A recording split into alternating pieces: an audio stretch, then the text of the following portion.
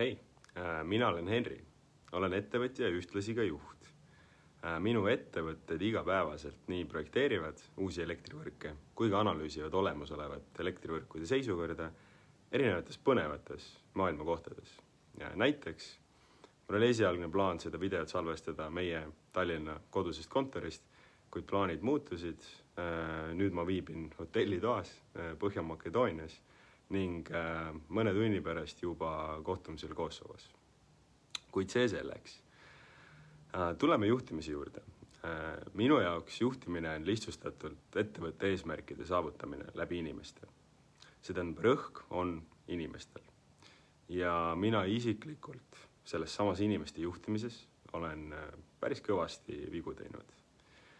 Juhiks saades olid minu suurimad nõrkused usalduse ja vastutuse andmine, kindlasti vigade tunnistamine, tagassidestamine, selge kommunikatsioon, suurte strateegiate ja fookuste, oskus prioritiseerida neid strateegiat fookusi ning nende viimine organisatsioonist või organisatsiooni tasemelt üksikute meeskondade inimesteni ja nii edasi ja palju muud. Väga palju olen ma õppinud läbi kogemuse, korduvalt ja valusalt kukkudes, kuid mind on elus aidanud ka kolleegid ja loomulikult ka minust palju rohkem kogenud teised juhid ja ettevõtjad.